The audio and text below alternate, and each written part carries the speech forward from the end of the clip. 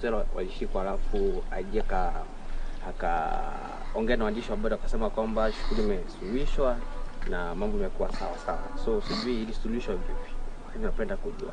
Alafu la mwisho kuna DPP nyumba yake imevuja vya asubuhi, na inasemekana kwamba ni kwa sababu alikuwa ametoa alikuwa ameelekeza kwamba Junet na kina Joe wachunguzwe kwa ile video ya naibu wa rais. Sijui ni hali ya kuonea mavipi. Unajua sasa, now that is where we part ways, because you know security matters, you cannot subject them to propaganda, you know, and gossip and all those kinds of things. First of all, as a rule of thumb, I tell you, my brothers and sisters, you know this for a fact.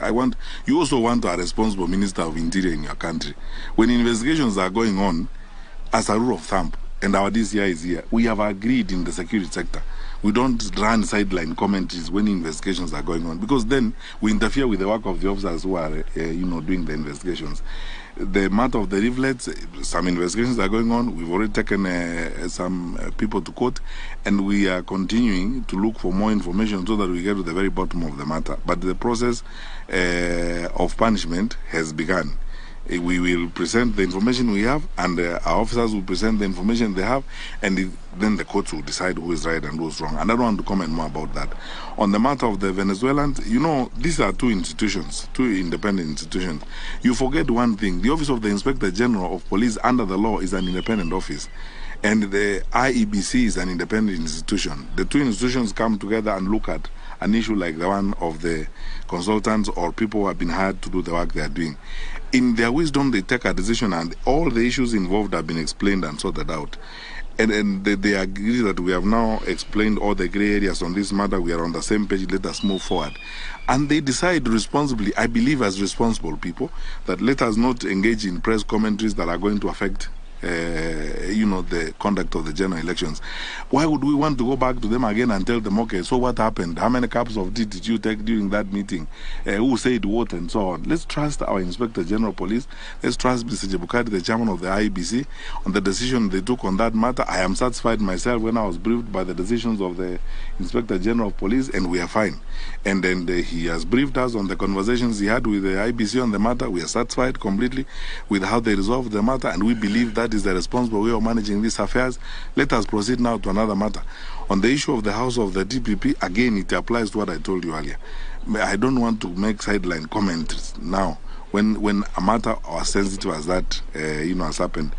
Now, you already have jumped to conclusions before investigations are done. Now, my brother, if we go that way, we will hurt ourselves. Let us always be focused. When something has happened, we have competent officers, we have competent teams. They come up, they investigate the matter, wanachunguza, wanatafuta ukweli mahali huko.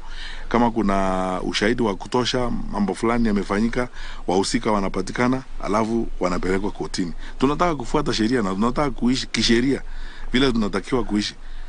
Sawa? One last question perhaps. Oh. Yes.